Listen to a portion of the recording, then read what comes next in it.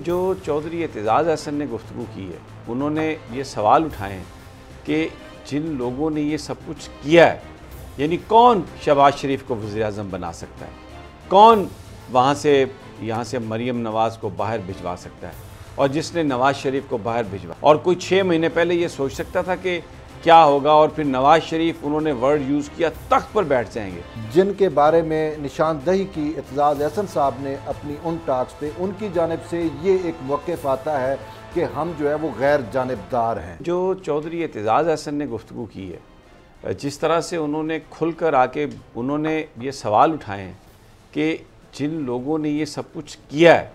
यानी कौन शहबाज शरीफ को वज़ीर-ए-आज़म बना सकता है,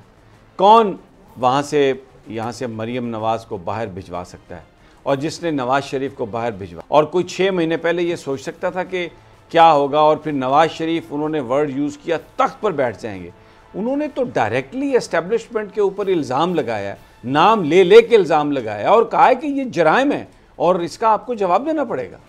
देखिए, उन्होंने मेरे ख्याल, हमने काफ़ी FIRs देखी, आप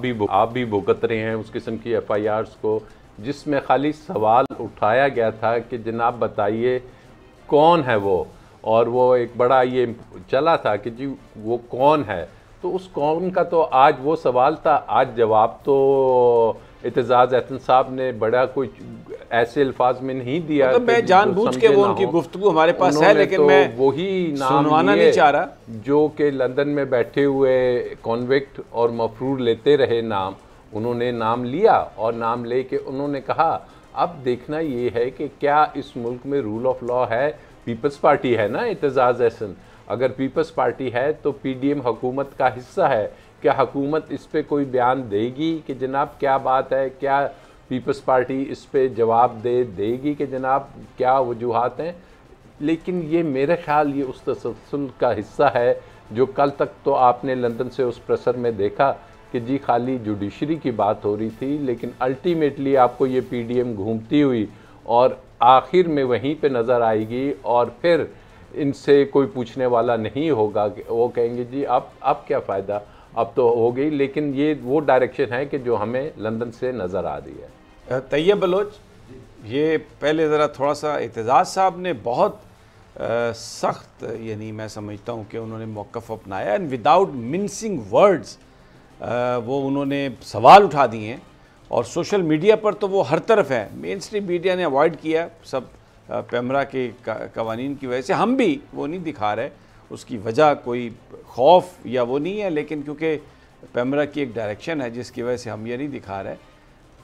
पूरा उन्होंने कहा है कि ये चीज़ें जो हैं ये इस तरह से नहीं जा सकती, और जिन जिन लोगों ने इसमें रोल प्ले किया उनको तो बड़ी इस पर जवाब देना पड़ेगा।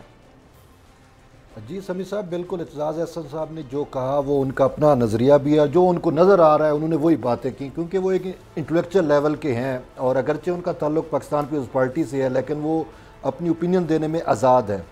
जैसा कि अभी राज आमिर अब्बास साहब कह रहे थे कि वो कौन है, वो चीज़ें अब सबके सामने आ रही हैं और पता भी चल रहा है। लेकिन इसमें जो असल कन्फ्लिक्ट आ रहा है या जो तज़ाद हमें नज़र आ रहा है वो ये है कि जिनके बारे में निशानदही की एतजाज़ अहसन साहब ने अपनी उन टॉक्स पे, उनकी जानिब से ये एक मौक़िफ़ आता है कि हम जो है वो गैर जानिबदार हैं, जबकि इमरान खान साहब की जानिब से बार बार ये आता है कि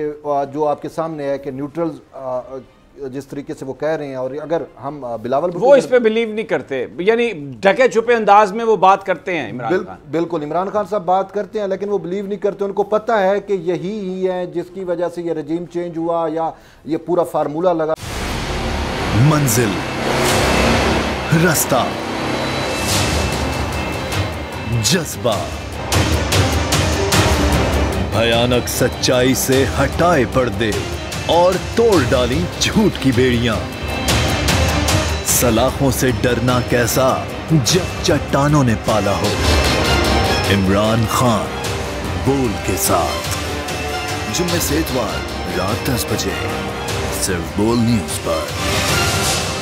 सबसे ज्यादा व्यूज, सबसे ज्यादा रील्स और सबसे ज्यादा रेटिंग के साथ बोल अब भी नंबर 1 पोजीशन पर बरकरार। सब्सक्राइब करें और बेल दबाएं ताकि कोई खबर रह न जाए।